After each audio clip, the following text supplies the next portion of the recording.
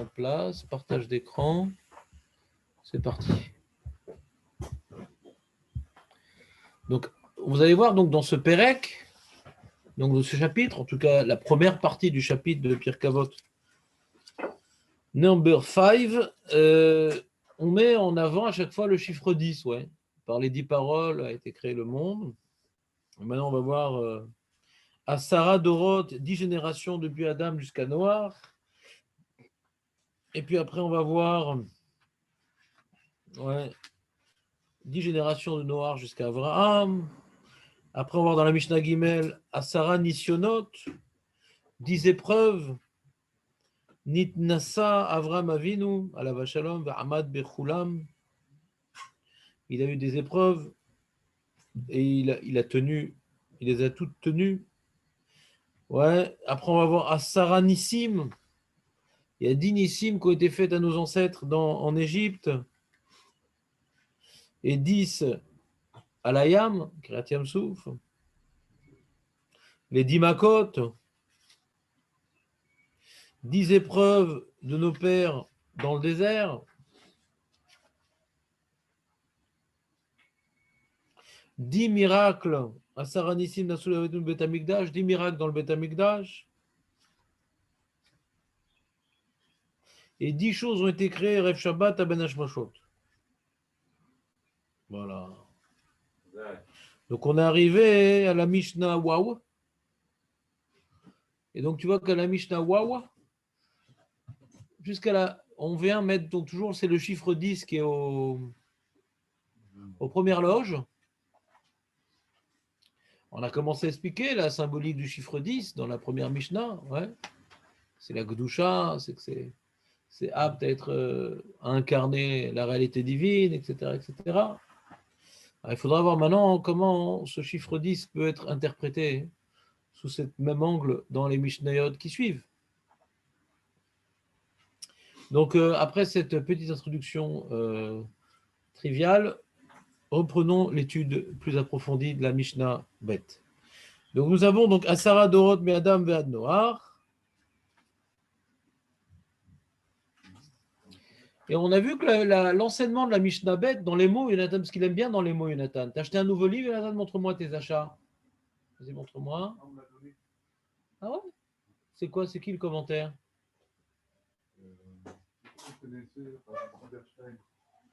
Non. C'est mon voisin. C'est le faux, le vrai? Non, c'est pas lui.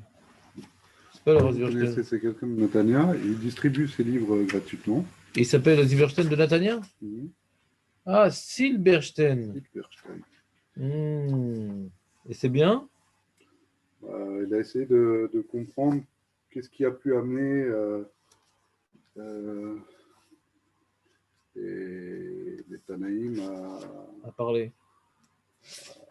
À ramener ces enseignements-là. Qu'est-ce qui a fait dans leur vie? Qu'est-ce qui a fait dans leur vie que ramener ces enseignements? Je connais. Ouais, d'accord, Khazak. En tout cas, c'est bien écrit. C'est une belle police de caractère. Donc, Khazak, Nathan, bon achat gratuit. Kanirbou. Donc, dans les mots, Aurel, t'aimes bien Pirkei Avot parfois? Ouais, bah oui. Asara Dorot me Adam ad Noach. Donc 10 générations depuis Adam jusqu'à Noach. Léodia, alors ça nous apprend quoi ces 10 générations? Aurel, te rappelles? Regarde-moi dans les yeux. Qu'est-ce que ça nous apprend? Pourquoi on nous enseigne qu'il y a 10 générations de Adam à Noach? Ouaya Shochear. Nous?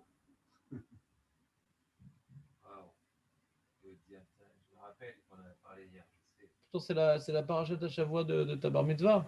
Non, d'après l'autre. Tu aurais dû faire comme parachat Pirkei Avot, c'est utile.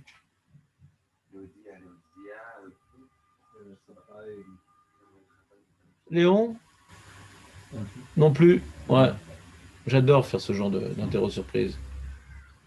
On s'envole dans le Maharal, on oublie les termes de la Mishnah, c'est un kiff. Erer Rapaim. Erer Rapaim. C'est quoi Erer Rapaim?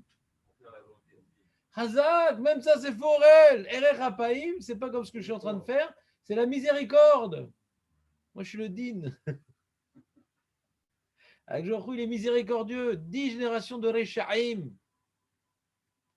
Pourquoi il nous enseigne qu'il y a 10 générations de Adam à Noir? Parce qu'on sait très bien comment s'est terminé l'histoire. C'est le déluge. Léodia erer rapaim lefanav. Chez Kol Adorois. Ayumachisim vebaim. Il mettait en colère. David, qu'est-ce qui se passe? C'est devenu régulier comme retard. Ouais. Hachevi alem et me maboul. Dépêche-toi, David. Non, avec ce retard, tout est interdit.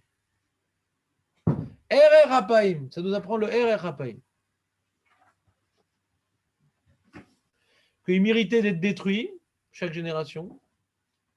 Hachem, il a attendu, et il a attendu, et il a attendu, et il a attendu, 10 fois. 10 générations. Et de 10 générations de Noir jusqu'à Abraham, c'est pour nous apprendre quoi, Aurel? De Noir à Abraham, 10 générations de Noir à Abraham. Pourquoi? Abraham, le tzaddik, lui, il a sauvé tout le monde. Abraham, il a fait autant que les 10 générations. Ouais, il a fait, mais dans les mots, ça nous apprend quoi? Ah, là, pas, il m'a marqué. Kama ere rapaim le fanav. Il faut apprendre par cœur les Pirkei Avot. Après, on fait le Maharal. Vous n'avez pas essayé? La Mishnah qu'on fait chaque jour, ouais, en chantant.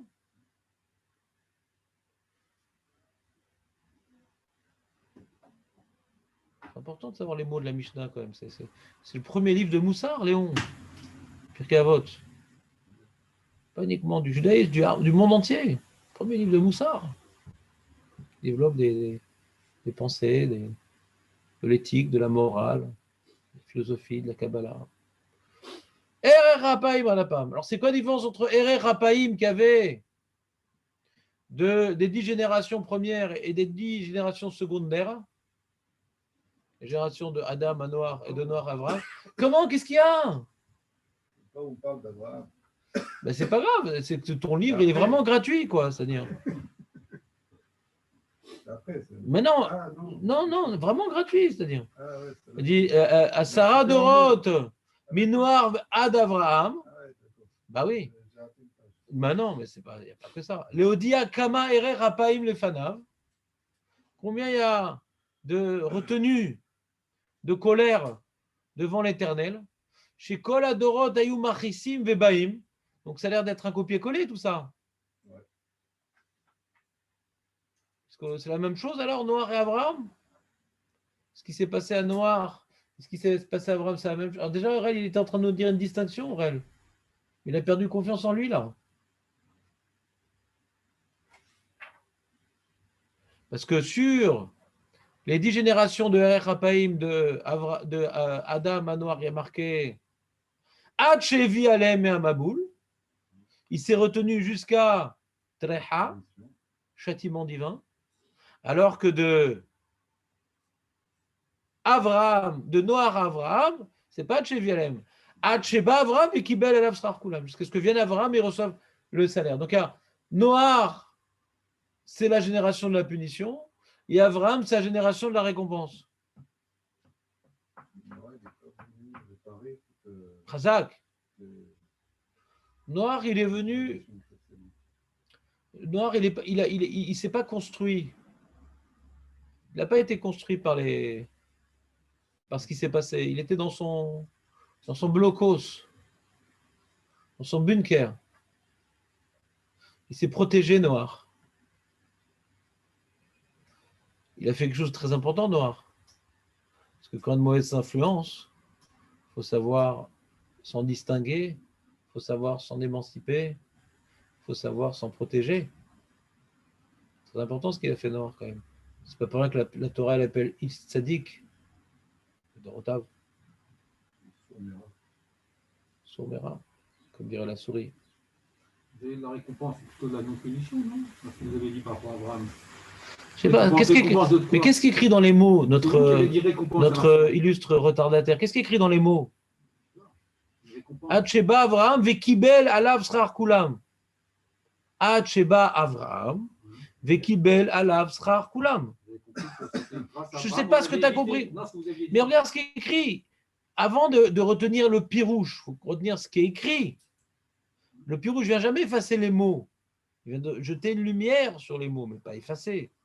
Hacheba Abraham, jusqu'à ce que vienne Abraham, Vekibel, alav, il a reçu lui-même, srar kulam, le salaire des 10 générations précédentes. Ils n'ont rien fait. Parce qu'ils ont été détruits. Ils n'ont pas été détruits.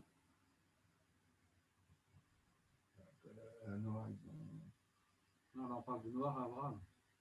De Adam à Noir, ils ont été détruits. De Noir à Abraham, ils n'ont pas été détruits. Ils ont fauté, ils n'ont pas été détruits. Abraham a reçu une récompense par rapport au Il a reçu leur salaire. leur salaire. Mais si c'était tous des rachats, quel salaire ils avaient pas compris. Est-ce qu'ils n'ont pas fait comme mitzvot?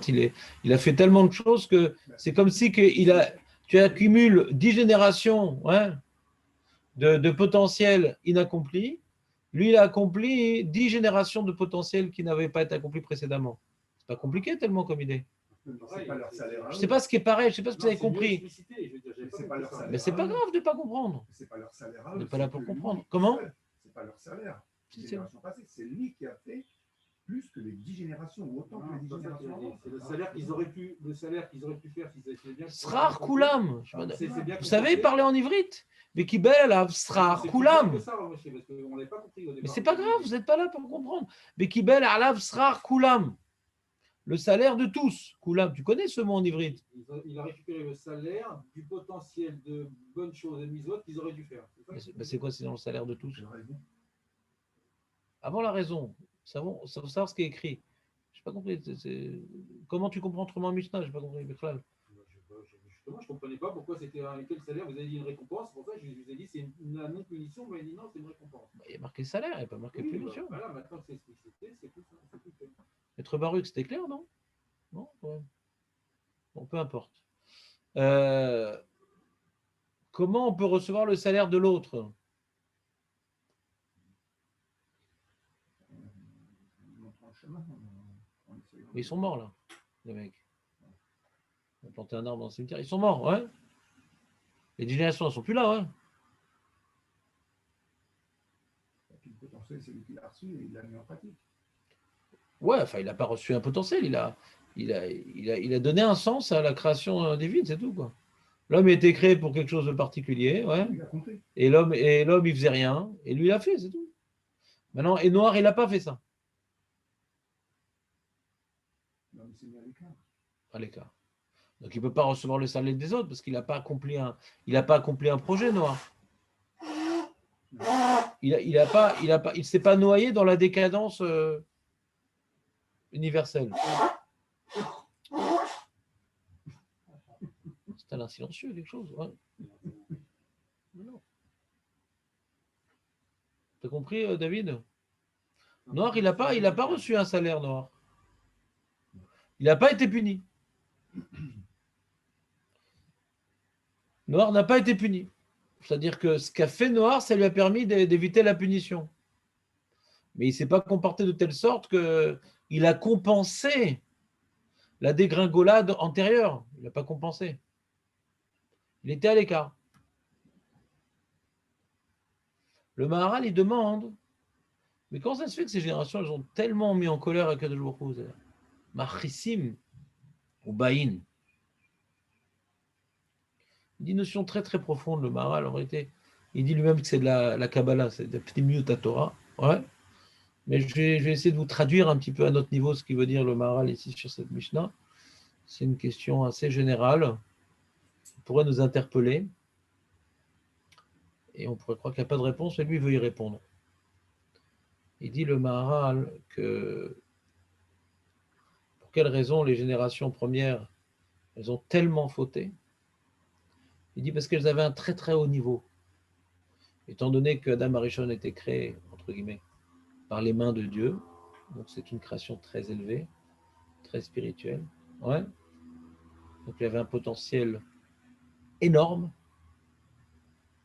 Eh bien,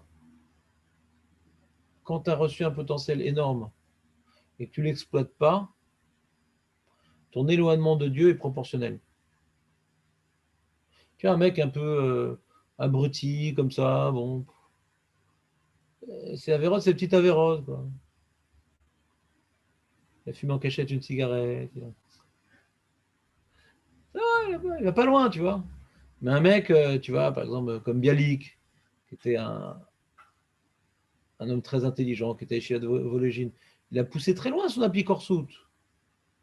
Mais jusqu'au bout de sa richoute. Pas un petit jambon beurre. Non, faut être coffert. Ça ne suffit pas. Plus tu as un potentiel élevé, et plus, quand tu ne l'exploites pas dans la bonne direction, tu as besoin de, quelque part, d'exister. Un homme, il a besoin d'exister, Ron. Il a besoin de s'épanouir, de trouver sa place dans le monde. Quand il a un grand potentiel et qu'il ne le met pas dans Torah et Mitzvot, ouais, il va essayer d'exister dans un autre domaine. Et forcément, il va devoir sacrifier beaucoup de Torah et Mitzvot pour exister dans l'autre domaine. Faire plein d'argent, les honneurs, les plaisirs. Ouais. Il est tellement énorme le bonhomme qu'il ne va pas faire les choses à moitié. Et il dit le Maharal, ce qui manquait à ces Dorotes-là, hein, ce n'était pas forcément des ambitions, ce n'était pas forcément de la spiritualité. C'est quoi ce qui leur manquait? Non. Non, on voit, le Rav Hirsch explique qu'ils avaient de la volonté. Connaître leur potentiel. Non. Bah, si je dis non, c'est-à-dire que. Non. Ils avaient un potentiel énorme, donc ils n'étaient pas conscients de ce potentiel. Mais il peut être conscient, bon, bah, il l'utilisait pour autre chose. Bialik était conscient de son potentiel, c'est pas ça son problème. Comment? Un exemple à suivre, non.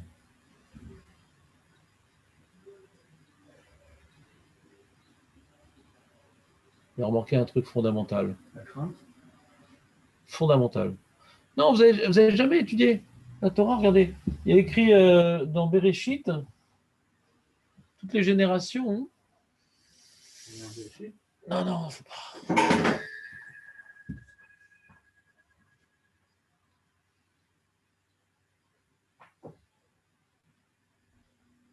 Elles sont écrites, ces générations.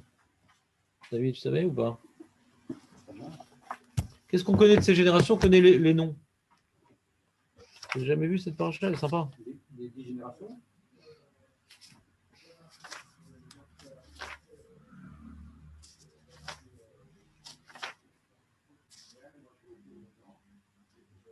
Ferme la porte, vite.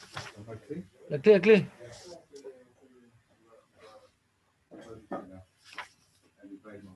Bye. Comme l'orage de rien dire aujourd'hui. Déjà, il me dit chut. Grave. Tais-toi. Carrément? Ouais. Alors. Ouais. Il y a marre comme ça. T'as vu que je suis pas venu hier, hein? Je vais dormir, hein? Tu vois, il y a Enoch. Après, il y a Kenan. Après, il y a Mehalalel. Et après, il y a Yered. Après, il y a Chanor. Metouchelar.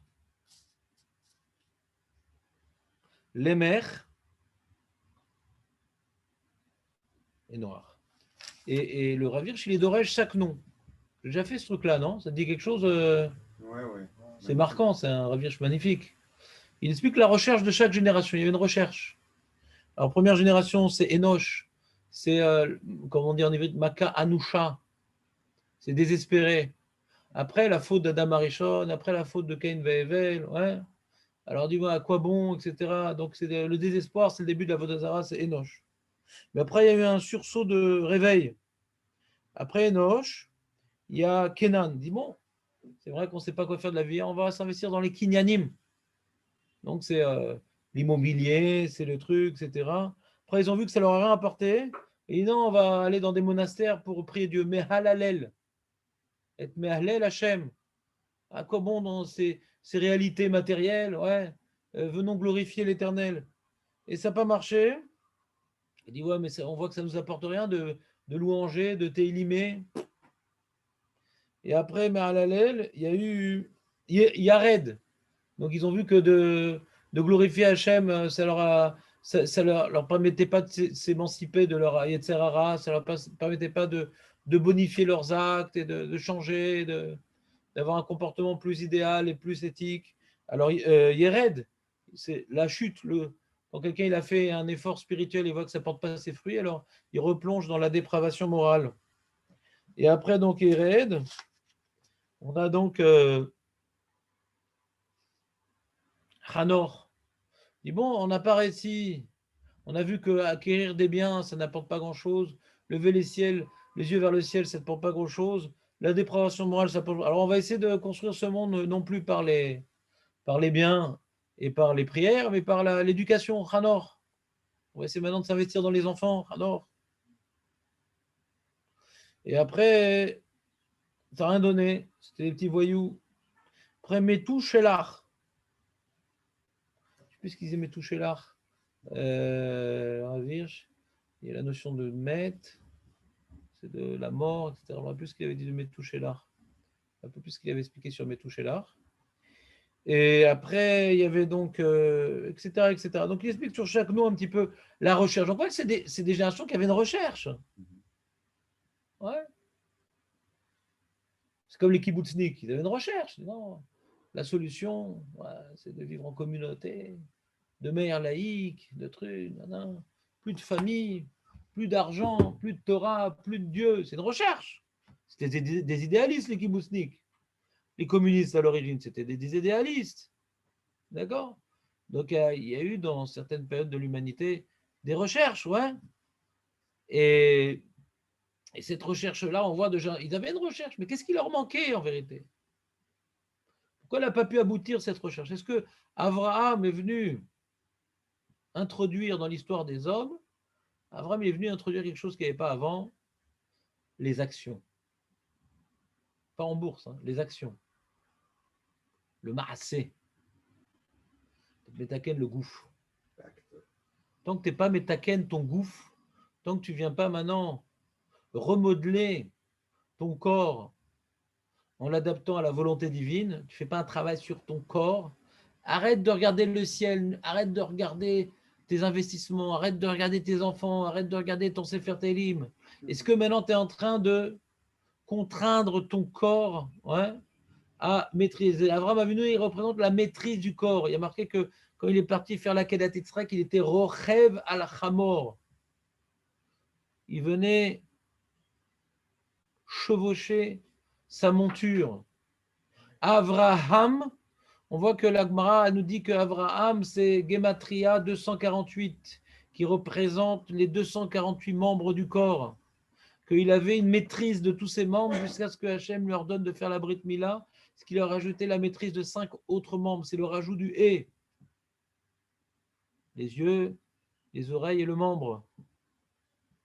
Maîtrise de ces membres-là aussi. Vous ne savez pas ça, les générations? Ils ne voulaient pas le savoir, quoi. Ils ont fait une recherche. Ils ne voulaient pas le savoir. Bah, c'est comme les chrétiens, ils ont le même problème. Oui, Dieu, oui, le Mashiach, oui, toutes sortes, plein de notions, mais quand on arrive au cochon, c'est interdit à Torah, mais on mange quand même. Quand on arrive au Harayot, il n'y a jamais un curé qui va poser un problème. Tu fais ce que tu veux de ton corps, quoi. Et ils l'ont dit explicitement dans leur religion, l'important c'est la foi. Dans la Torah, on dit l'important c'est les actes. C'est-à-dire, c'est vrai que si tu n'as pas de foi, tes actes ça vaut rien. À la base de tout, il y a une foi. On a Kadosh Baruch Hu. Mais on se construit par des actes. On se construit par nos actes. Tu peux parler très sec toute la journée, mais quand tu es fatigué, tu as mal à la tête et qu'il y a un mec qui sent mauvais et qui veut que tu l'invites à la maison pour manger, tu ne l'as pas invité, ouais. Tu n'as pas fait ce sacrifice sur toi-même, tu n'as pas avancé dans le chesed. C'est facile d'inviter des amis sympathiques à Shabbat, etc. C'est pas ça le chesed. Ça, c'est tu te fais plaisir. La notion de se sacrifier dans les actes, les religions l'ont refusé, ça. Ils font des actes symboliques, la charité chrétienne, la truc, nanana. Mais ce n'est pas des sacrifices. Chez nous, les actes sont liés à la foi quand même. Ils offraient au Vodazara leurs enfants. Ouais, c'est pas eux-mêmes. On entend dire Chanor. C'est comme le mec, il est très très dur avec ses enfants pour la tfila, pour le ci, pour le ça, nanana. Et comment son enfant, il est tellement, il s'est tellement se déambuler dans la tfila depuis qu'il est tout petit. Parce que son père prie à la maison. Alors pourquoi t'es Macpin maintenant qui viennent avec toi le Shabbat? Il dit, je veux pas être seul à souffrir. Il y a des gens, ils focalisent toute leur judaïsme sur leurs enfants. Faut étudier la Torah, faut ci, faut ça. Non, c'est toi, tu dois étudier la Torah. Toi, tu dois aller à la tfila et c'est ton exemple qui va aider ton enfant à avoir des ambitions, mais ce n'est pas la trécha de religion que tu vas lui mettre qui va l'aider à avancer. Hein. Au contraire.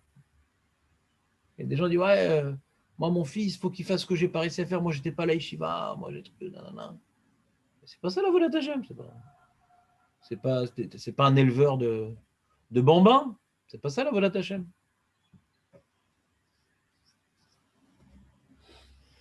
Ni dans les enfants, ni dans les biens, ni dans les teilim. C'est facile de prier. Et toi, tu bouges, tu fais violence, tu fais des sacrifices sur toi-même. Ça, c'est Abraham Avinu, le dignitionnot. Il a mis Abraham pour l'exploiter son potentiel, lui qui voulait être un homme d'action, Abraham Avinu. Hachem lui a donné des situations dans lesquelles il a pu faire ses preuves, se travailler dans l'action, et non pas dans la réflexion, et non pas dans la méditation, et non pas dans la... Vous comprenez ou pas? Oui, C'est ce qui fait la différence. C'est ce qui fait la différence entre un juif et un autre. Un juif, c'est un homme d'action. Et c'est pour ça qu'à toute génération, même les juifs pas religieux, ils essaient de transformer le monde, d'agir dans le monde. D'agir. Donc Abraham, par rapport aux 19 générations passées, il a juste compris ça, qu'il fallait agir. Ouais. Agir, c'est-à-dire que notre évolution spirituelle est, comment dirais-je, dépend intimement de mes investissements concrets et des sacrifices que je fais sur mon corps, de maîtriser mon corps. Tu peux être Adam Arishon qui a été créé des mains d'Akadosh Baruch Hu. Si tu n'es pas d'accord de prendre sur toi ce travail-là qui est de remodeler ton corps pour le rendre apte à la volonté divine, bah, ton gros potentiel va te perdre.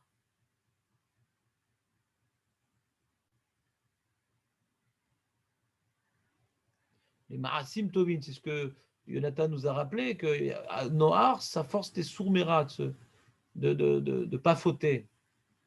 Avram, c'est assez tough, c'est d'agir. Avec le chesed, Tiken Tatfila, ouais. Il s'est battu pour ses idéaux, pour sauver, se jeter dans le feu. Ouais. Il n'a pas peur de mourir pour ses idéaux, il n'a pas peur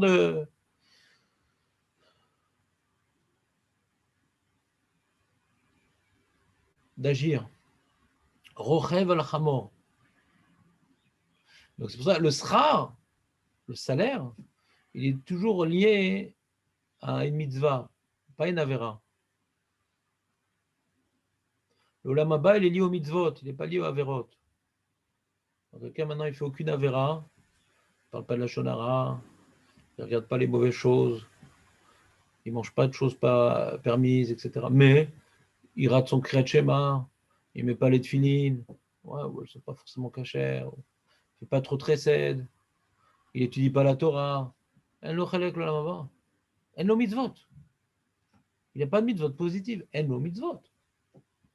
Les 248 mitzvot, c'est les 248 mitzvot positives. Et c'est ça nos membres. Quelqu'un peut rêver là-haut avec un corps, c'est puisqu'il a fait les 248 mitzvot, donc il a un corps construit. Les 365 mitzvot négatifs, c'est les nerfs. C'est une boule de nerfs, il arrive là-haut, c'est une boule de nerfs, il ne fait que rouler. Qui dit rouler, dit Gilgoul. Tu comprends, Aurel, ou pas? Oui, bien sûr. Ça te dérange, cette idée-là? Non, pas du tout. On n'est pas dans les comptes de Dieu. Non, on n'est pas dans le compte de Dieu, on est dans les propos des sages. Ce que les sages nous enseignent. Non, la logique, Le Geinam, il dit, Aurel, le Geinam existe. En chelek lomaba, c'est écrit dans la Mishnah. Ça existe. On n'est pas une religion chrétienne, tout le monde est gentil. Il y a une punition divine. Il y a des gens qui ratent leur destinée. Il y a des gens qui perdent Alors, la majorité, non. La majorité, non. Aval elushen en chelek lomaba. faut sortir de cette idéologie judéo-chrétienne où Hachem il est gentil, etc. Hachem il est juste. Ou noten les kol echad lefi ma'asav. Lo yoter velo pachot. Lo yoter velo pachot. Lefi ma'asav. On a un vrai travail à faire ici. Il ne faut pas du tout s'appuyer sur la gentillesse divine. Le Messager Shalom dit la gentillesse divine, la miséricorde, c'est qu'il est patient, il ne nous punit pas tout de suite, mais la punition, elle viendra si on n'a pas fait de choix. Ou dans ce monde-ci, ou dans l'au-delà. Tu connais cette notion-là, Aurel? Qu'est-ce que tu veux qu'on en fasse? On ne peut rien faire. Et la construction d'un homme, elle est liée à ses actes. Tu t'es levé ce matin, tu as fait ta tefila, tu t'es déplacé jusqu'au Beth Midrash, ouais, ça change ta vie. Mais d'aller maintenant dire oui, je crois à Hachem, et à Kol Tova, et quand Chazé Shalom, il arrive une épreuve, c'est pour le bien, c'est pour le bien. C'est bien de dire c'est pour les biens. Mais si tu t'es pas levé pour aller à ta tefila et aller faire ton limoud, tu t'es pas bougé, tu n'as pas fait des actes, tu ne changes pas. Tu stagnes. Il dit stagnation, dit régression. Jérémy, t'as Samuel, si tu es là pour faire le non, clown, non, ouais, non. d'accord? Non. Je te demande de ne pas venir. Voici, si c'est revenu, j'ai Non, un c'est jour, c'est pour être bien. d'accord. Alors, je te demande de vraiment Pas de souci. confirmer ta volonté de faire le bien. Et le silence aussi. Laisse pas tâcher. Donc ça, c'est le chidouche du Maharal sur cette Mishnah, qui est fondamentale dans le regard que nous devons porter sur la Torah et les mitzvot. Ouais.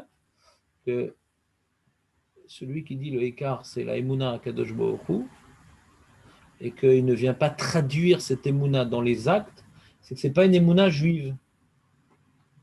L'émouna juive, c'est tout est pour le bien, parce qu'on utilise la vie, on l'exploite dans la bonne direction. Mais si quelqu'un maintenant il rate sa vie en faisant rien, ouais, et ben sa vie, s'il lui arrive rien de mal, malheureusement, c'est qu'il a reçu son lamaba dans la lamazé.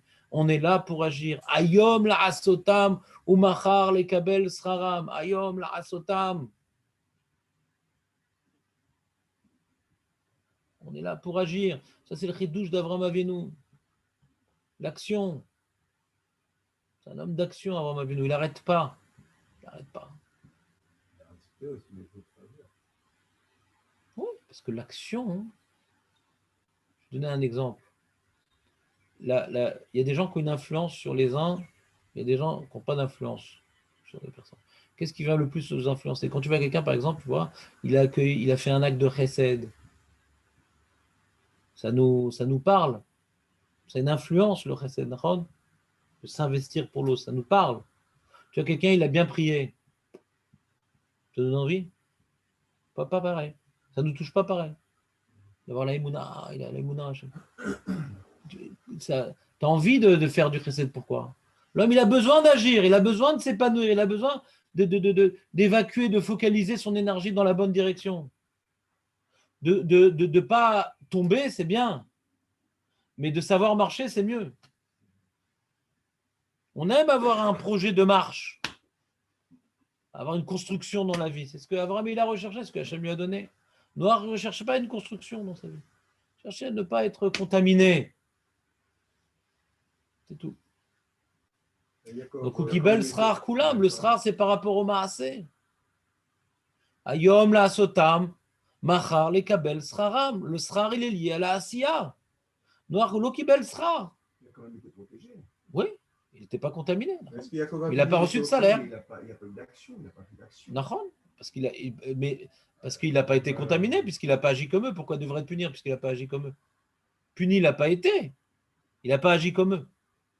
Il n'a pas fait Gilou Arayot, il n'a pas fait Shfichut Damim, il n'a pas fait Gezel, il n'a pas fait Hamas. Pourquoi il serait puni? Il n'a pas agi comme eux. Quand même, on peut dire aussi qu'il n'a rien, mis à part qu'il n'a rien fait comme eux, il n'a rien fait tout court. Mais pourquoi il serait puni pour une faute qu'il n'a pas commis? Pourquoi il serait puni pour une faute qu'il n'a pas commis? Pourquoi? Il n'y a pas eu le mérite que Hachem ait choisi lui pour repeupler l'humanité quand même. C'est qu'il n'a pas été contaminé. Donc on peut, l'humanité, la partie d'Adam et Rishon qui était en lui n'a pas été contaminée. Donc on peut reconstruire l'humanité à partir de lui parce qu'il n'a pas été contaminé. Il n'est pas contaminé, mais il n'a rien fait.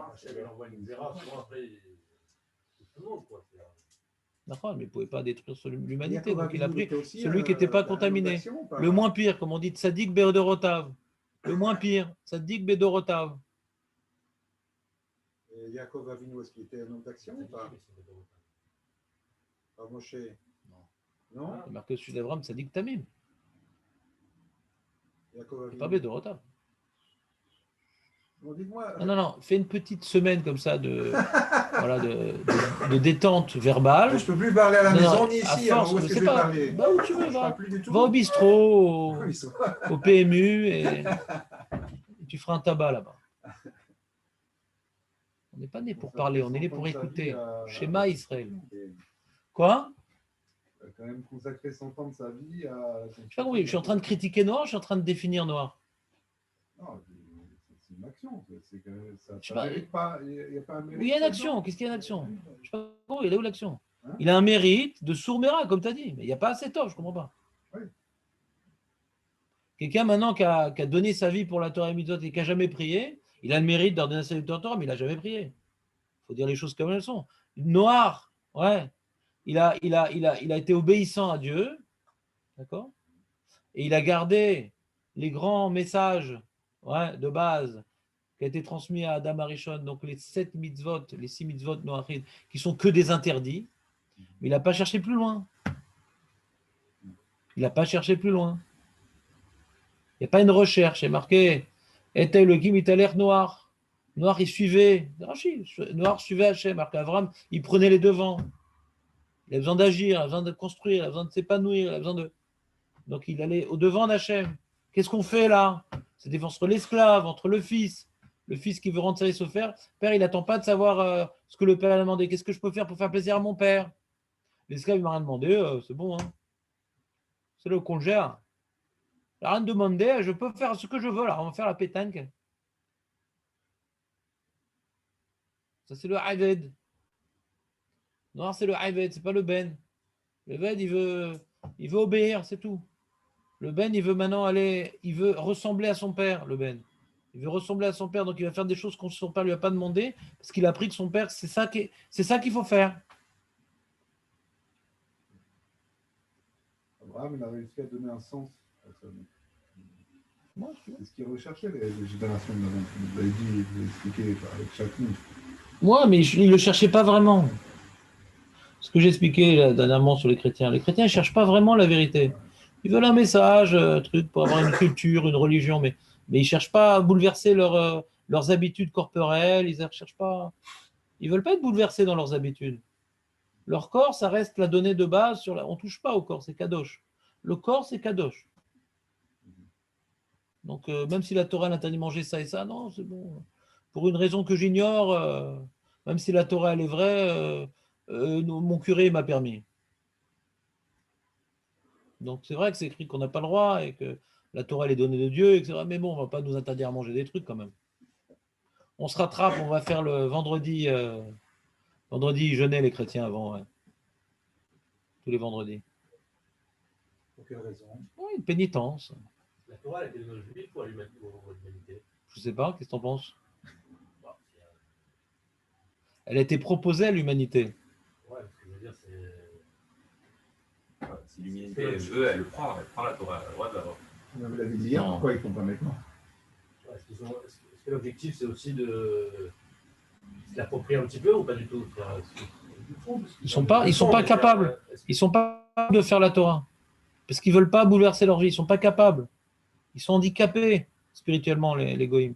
Je ne parle pas de ce qu'ils veulent faire ou pas. Quand Hachem il a donné la Torah aux Juifs, est-ce qu'il y a quand même un but à ce que les goïms ici Ils se convertissent. l'utilisent, quoi. Ils se convertissent. Convertir, l'utiliser. J'ai pas compris. Bah, est-ce qu'ils doivent tirer une influence de la Torah? Les goïms doivent. Le peuple juif est quand même censé être un phare. Les pour les goïms, ils nations, ont un devoir. Laisse ton petit phare. Il y a écrit dans la Lacha que le goï doit faire les 7 mitzvot noachid. Les aides de Noachid, sont dans la Torah, par exemple. C'est quoi, ils sont dans la Torah?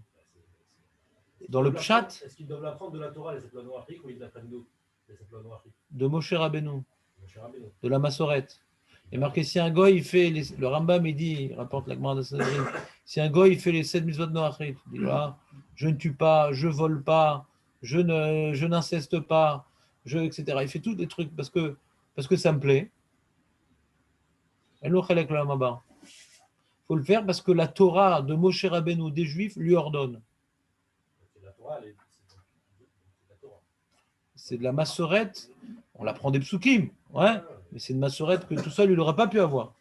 C'est la Torah des Juifs. Il faut qu'ils reconnaissent que le Ham Israël, c'est le peuple élu, et le Ham Israël lui ordonne, ouais, c'est le Ham Israël qui a reçu le message, et les halachot qui concernent le goy, et c'est pour obéir à la Torah de Moshe Rabbeinu qui va faire cette maison de Noach.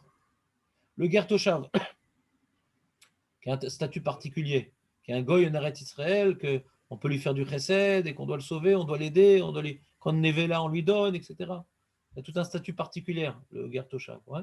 C'est uniquement s'il reçoit la Torah de Moshe. Pas parce qu'il fait ça, c'est une secte chrétienne aux États-Unis qui dit c'est bien les 7 maisons de Noach.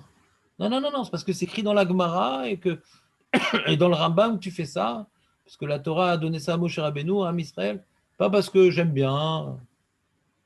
Non, pour être Meshurbad, subordonné à la Torah de Moshe.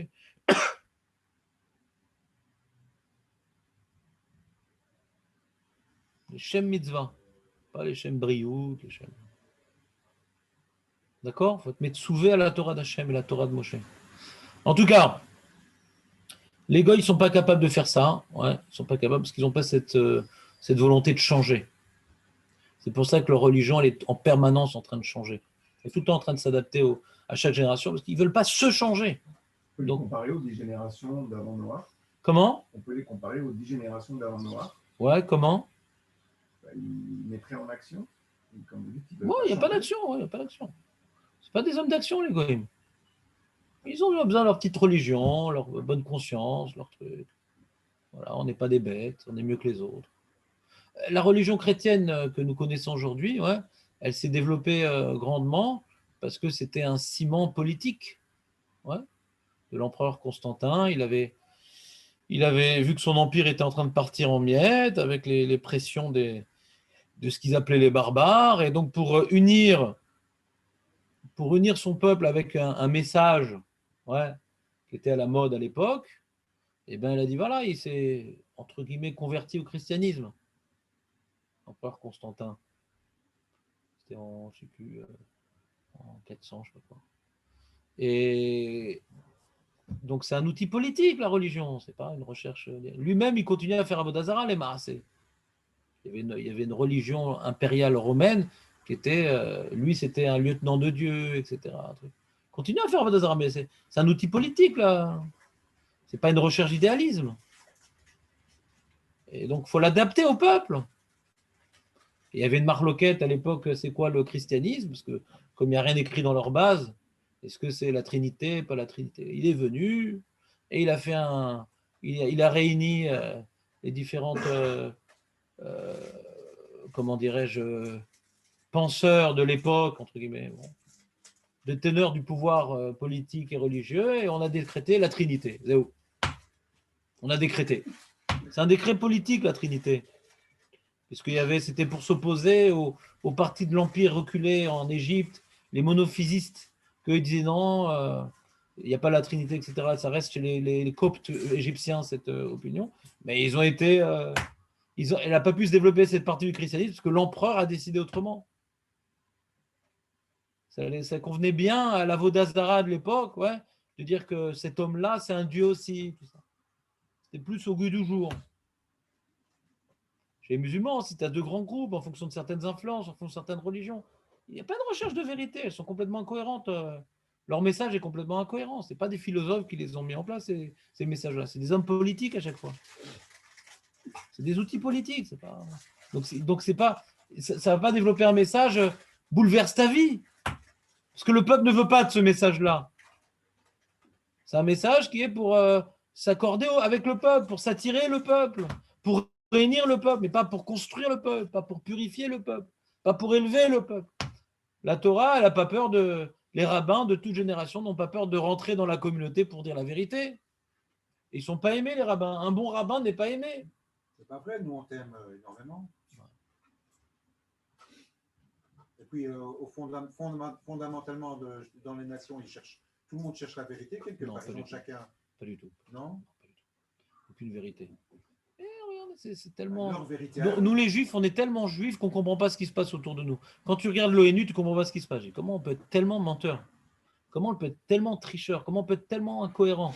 C'est pourri qui massacre des peuples quand ils sont en train de faire un procès à Israël pour crime contre l'humanité. Mais regarde tous les crimes de l'humanité qu'il y a de chaque pays. Hein? Il n'y a pas besoin de citer. Les Américains ont du sang sur les mains, les Français ont du sang sur les mains. Et il suffit qu'il y ait n'importe quelle intervention militaire de ces pays-là, c'est une catastrophe, c'est un massacre. Alors comment ils osent? Mais ça ne les gêne pas d'être incohérents. Ça gêne un juif, ça ne gêne pas un goy. Un goy, le but c'est, ça va, on aime bien la conclusion, peu importe comment on y arrive. Il y a eu la Shoah, ça nous dérange, alors on va dire que les juifs aussi, c'est des nazis, comme ça on est moins angoissés. Nous, on est choqués par ça. Mais les goïms, quand j'avais des copains goïs, ils n'étaient pas choqués. Ils disaient, oh, c'est apolitique, c'est comme ça. Ils ne sont pas choqués par ça. Par le mensonge, par le manque de vérité. Ça ne les choque pas. Ça ne choque que des juifs. S'ils ne veulent pas se changer, donne-moi une idéologie qui me va bien. C'est tout, ça va bien. Il faut savoir la chance qu'on est, le Ham Israël. On est les descendants d'Avraham, Yitzhak et Yaakov. Que pour nous, la recherche de vérité, c'est une donnée de base. Et on se bat, on tombe, on se relève, on tombe, on se relève. Bon, c'est un sroud pour nous d'avoir une recherche de vérité, une recherche de cohérence. C'est pas facile.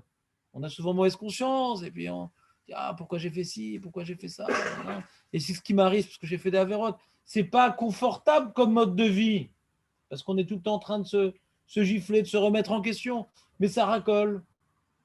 Au moins, on peut se regarder dans la glace, on peut essayer. On avance, mais en faisant des actions. Si quelqu'un dit non, moi j'ai ma mode de vie, je ne veux rien changer, mais je suis prêt à étudier la Torah. Tu vas faire avec ta Torah. Rien à faire. Tu ne veux pas changer. Et le Rav Magnifique a posé une question intéressante. Pourquoi il y a à 10h30, à 10h30, non, je tapante. suis plus là, Rav, je dois partir plus tôt. Pars déjà. Pourquoi est-ce qu'il y a un avot,